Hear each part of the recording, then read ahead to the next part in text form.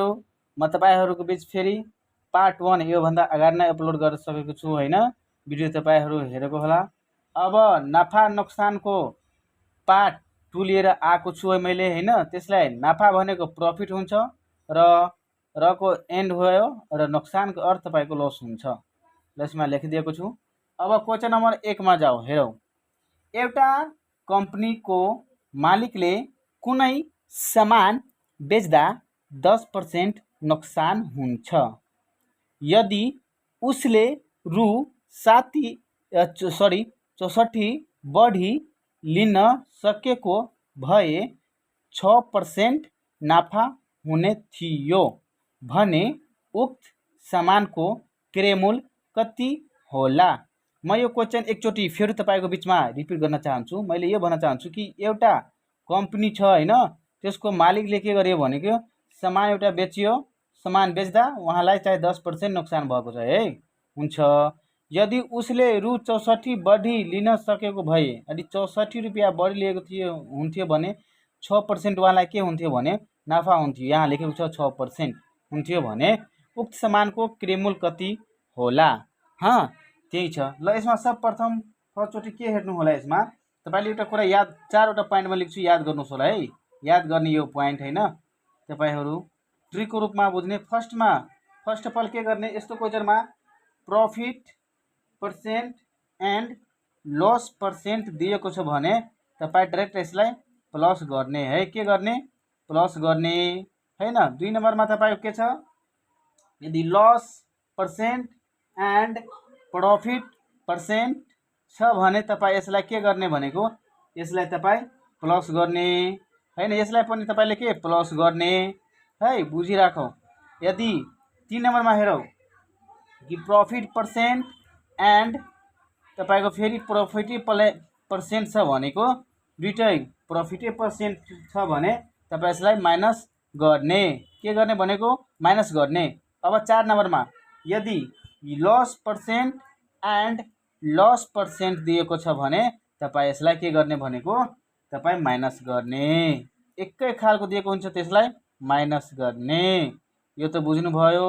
अब यसलाई हिसाब बनाउँदाखेरि के गर्ने तपाईको, यस्तोमा के भनेको यो सिस्टम पूरा गर्नु। अब यहाँ के छ 10% नोक्सान छ। यहाँ हेर्नु 10% नोक्सान छ र यहाँ 10% नाफा छ। त मैले भनेको छु loss percent and profit percent भने प्लस गर्ने भने 10 यहाँ के गर्ने 10 प्लस 6 ला गर्दा कति हुन्छ 16 हुन्छ। यो दुईटा पर्सेन्टमा छ भनेको यहाँ 16% भयो हैन। त्यता के हुन्छ भनेको तपाईको 16% बराबर नै यहाँ के दिएको छ 64 हुन्छ हैन। अब 1% बराबर भनेको तपाईको 64 बटा 16 हुन्छ हैन। अब 100% बराबर तपाई 100% बराबर तपाई के हुन्छ 64 बटा 16 इन्टु 100 हुन्छ। 16 चौका 64 4 र 100 मा गुणा मल्टिप्लाई गर्दा भनेको 400 एन्सर। यो तपाईको 400 एन्सर आउँछ। यसको करेक्ट आन्सर भनेको 400 भयो। अब क्वेशन नम्बर 2 मा हेरौ। यहाँ के दिएको छ 5 वटा सामानको क्रय मूल्य बराबर 4 वटा सामानको बिक्री मूल्य भए नाफा वा नोक्सान पर्सेंट कति होला? यहाँ यो दिएको छ कि 5 वटा सामानको क्रय मूल्य बराबर 4 वटा सामानको बिक्री मूल्यसँग भन्नु बराबर भए, चाहे बिक्री मूल्य भए पुरा एउटै भए बराबर भए हैन। नाफा नोक्सान पर्सेंट पत्ता लगाउनुहोस्। यस्तोमा केही नगर्ने 5 वटा छ भने के गर्ने, यता 5 को अर्थ के हुन्छ गुणा। त 5 इन्टु हैन 5 इन्टु सीपी गर्ने हैन। यता बराबर के छ 4 छ त 4 इन्टु एसपी गर्ने। अब यस्तो खालमा के गर्ने भनेको यता त यो त गर्न सक्नुहुन्छ तपाई। यता सीपी लिनुहुन्छ, यो एसपी यहाँ तल राख्दिनु हैन बराबर हैन। तब बराबर के गर्ने, अब यहाँ के लेख्न सक्नुहुन्छ भने तपाईको यता 4 बाच्यो, यो त्यता जाँदा तल हुन्छ यो 5। अब यसमा के हेर्ने सीपी यहाँ छ, कुनै सामान 4 मा किन्दा हैन तपाईले 5 मा बेच्नुहुन्छ भने यसमा नाफा हुन्छ कि घाटा? यसमा त 100% नाफा हुन्छ। त्यो 4 को सामान 5 मा तपाईले बेच्नुहुन्छ कति नाफा हुन्छ दुईटाको डिफरेन्स कति भयो भनेको 1 र नाफा पर्सेन्ट बराबर वास्तविक नाफाबाट क्रियामूल इन्टु 100% हुन्छ। त क्रियामूल भनेको सिपी भनेको 4 हो, तल 4 राख्ने इन्टु 100 गर्ने 25 चौका 100 इक्वल टु भनेको तपाईँको के हुन्छ 25% यसको करेक्ट एन्सर हुन्छ। ल यति त बुझ्नुभयो हैन। अब क्वेशन नम्बर 3 मा हेरौँ। क्वेशन नम्बर 3 मा के छ कि 10 वटा सामानको क्रय मूल्य बराबर 20 वटा सामानको बिक्री मूल्य भए नाफा नोक्सान पर्सेन्ट कति होला वा बिक्री मूल्यसँग बराबर हुन्छ। कुरा यति भयो। 10 वटा माथिको जस्तै गर्नुहुन्छ, यता पनि के गर्ने तपाईँ के गर्ने 10 इन्टु यता सिपी गर्ने 10 इन्टु सिपी गर्दा बराबर हैन तपाईँ के हुन्छ भनेको यता 20 इन्टु एसपी हुन्छ। फेरि माथिको जस्तै गर्नुस्, यहाँ के गर्ने यता सिपी राख्नुस्, यो तरफ हेर्नु एसपी राख्नुस् हैन, यहाँ बराबर 20 छ, यसको तल यहाँ 10 राख्नुस् हैन। यहाँ 10 20 मा किनेको सामान 10 मा बेच्दा कति नाफा भयो कि घाटा, नाफा भयो कि घाटा। यदि 10 मा किन्नु भयो, यदि 20 मा किन्नु भएछ तपाईले 10 मा बेच्नुहुन्छ 10 पक्कै घाटा हुन्छ। यस्तो क्वेशनमा घाटा भयो कति घाटा 10। अब घाटा प्रतिशत बराबर के हुन्छ वास्तविक घाटाबाट सिपी इन्टु 100%। सिपी कति छ 20 इन्टु 100 गर्ने भनेको एउटा जिरो यो जिरो गयो 50 दुईना 100 भनेको 50% नोट कट एन्सर हुन्छ यसको। ल अब अर्को हेरौँ, अर्को नम्बर र अर्को नम्बर हेर्दाखेरि तपाईँ यसमा के गर्नु। ल एउटा व्यापारीले 800 ग्रामको सामानलाई 1 केजी भनेर बेच्दा उसलाई कति % नाफा हुन्छ। यस्तो छ, एउटा व्यापारी थियो हैन, त्यो व्यापारीले तपाईको एउटा 800 ग्रामको सामान बेचेछ। एबीसीडी के पनि हुन सक्छ, प्याज पनि मानुस, आलु पनि केही मानुस, त्यो सामान 1 केजी भनेर बेच्दा उसलाई कति % नाफा हुन्छ। त्यसले त्यो दलालीको काम गरेको छ है। यस्तो क्वेशनमा के गर्ने तपाईले, यस्तोमा यो हेर्नुस् यहाँ के छ 800 ग्राम छ, त्यहाँ 800 लेख्नुस् हैन 800। अब 1 केजी कुरा आयो भने यहाँ हेर्नुस् त 1 केजी मा भनेको कति हुन्छ भनेको 1000 ग्राम हुँदैन, 1000 ग्राम हुन्छ हैन, 1000 ग्राम हुन्छ, यो तपाईलाई थाहा नै होला हैन, 1000 ग्राम हुन्छ। तब यसमा के गर्ने, यहाँ मैले 800 केजी लेखिदिए, 800 ग्राम छ यहाँ र यहाँ 1000 ग्राम है, 1000 जीसी ग्राम जनाउँछु, यहाँ पनि ग्राम है। यो दुईटैको फरक कति छ भनेको, दुईटैको फरक कति भयो, यो दुईटैको फरक कति हुन्छ 400 को फरक कति हुन्छ 200 है, 200 फरक भयो। र यसमा अब कन्फ्युजिङ हुन्छ, यो तल राख्ने कि यो तल राख्ने, यो तल राख्ने कि यो तल राख्ने। यस्तो कन्डिसनमा तपाईले के गर्नुस्, यहाँ के छ, यहाँ नाफा छ बढी निकाल्नुको बेला छ तल वा कमबाट राख्नुस्, या सुरुको संख्या राख्नुस्, या यस्तो बुझ्नु यहाँ नाफा भएछ बढ्छ त बढीको लागि तल सानो राख्ने। दुईटामा सानो भनेको 800 हो इन्टु 100, यो दुईटा जिरो दुईटा जिरो 2 चौका 8 25 चौका 100, यो काट्दिनुस् हैन 25%, यता 25% एन्सर भयो यसको, यो 25% भयो। ल र अर्को नम्बरमा तपाईँ अर्को नम्बरमा हेर्नुस् 5 नम्बरमा एक को तल बी को भन्दा 25% ले बढी छ भने बी को तलब ए को भन्दा कति % कम छ है।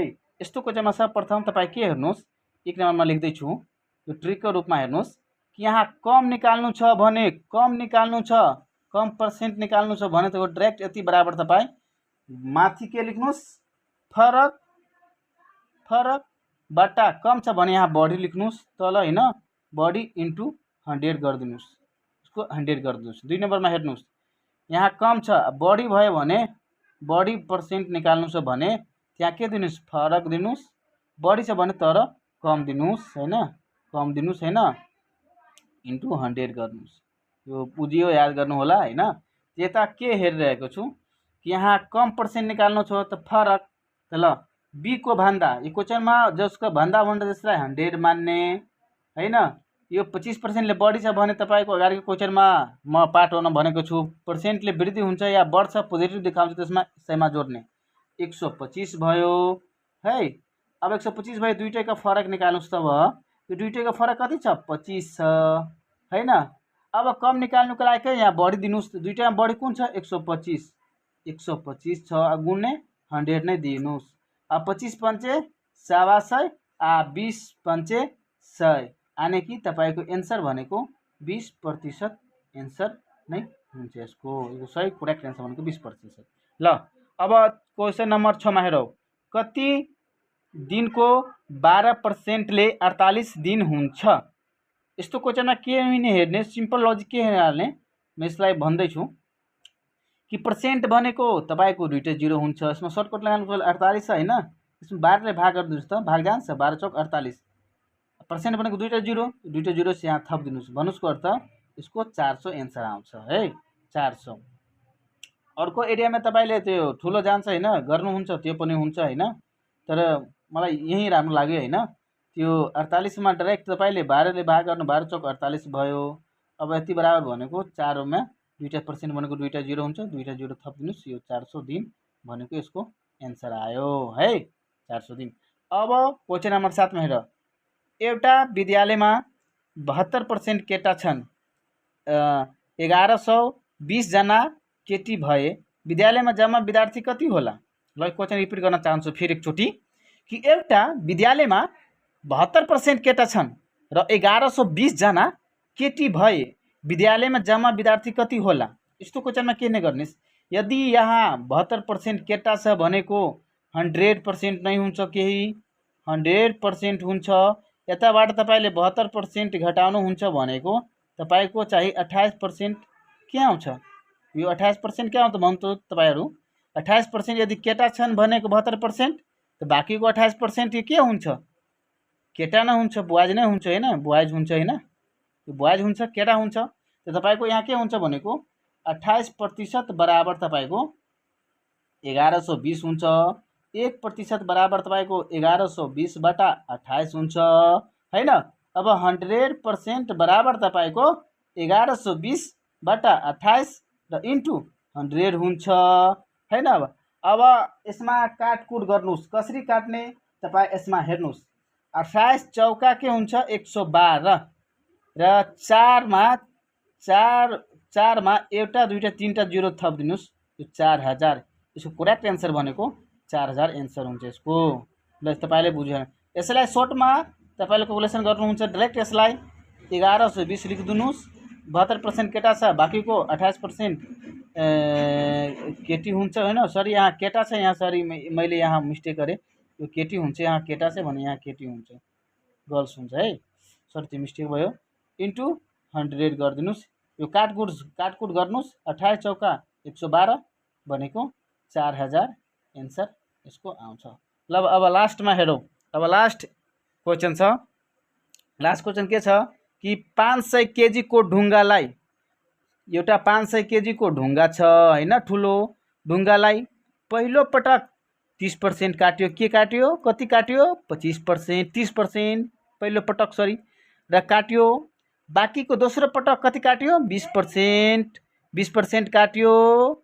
बाँकीको तेस्रो पटक कति काट्यो भनेको 10% काट्यो, 10% काट्यो र मूर्ति बनाइयो भने मूर्ति कति केजी को होला। म एउटा क्वेशन यो सर्टकटमा यसलाई फेरि भन्न चाहन्छु, एउटा 500 केजी को ढुङ्गा छ, त्यसलाई पहिलो पटक एउटा काम गर्ने क्रमदारले चाहिँ 30% भाग काट्यो हैन, बाँकीको दोस्रो पटक 20% काट्यो र बाँकीको तेस्रो पर्सेन्ट त्यसपछि 10% काट्यो भने मूर्ति बनाइयो हैन, भने मूर्ति कति केजी को होला। अब त्यो भनिरहेछ हैन।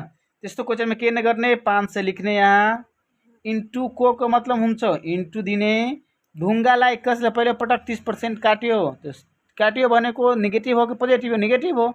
30% त 100 बाट 30 घटाउँदा भनेको 70 हुन्छ, 70 को मुनि यहाँ 100% हटाउनुको लागि भागा 100 गर्ने, गुन्ने। फेरि के गयो भनेको दोस्रो पटक 20% काट्यो भनेको 80 बाट 100 हुन्छ, इन्टु तेस्रो पटक 10 पटक काट्यो, फेरि 10 घटाउने 100 बाट त 90 बाट 100 100। अब यो जिरोले यो जिरो, यो जिरोले यो जिरो, यो जिरोले यो जिरो, यो जिरोले यो जिरो, यो जिरोले यो जिरो, 5 दुना 10 भयो हैन। अब 2 चौका 8 भयो, 7 चौका 28 भयो, 28 × 9 गर्दा तपाईँको के हुन्छ 28 × 8 9 72 भनेको यो 2 यहाँ 8 9 72 भनेको यो 2 यहाँ 5 यता 2 यति केजीको 252 केजीको मूर्ति अब छन् त्यो बाँकी भयो एन्सर यही 252 केजी हुन्छ त्यो मूर्ति ल थ्याङ्क यू।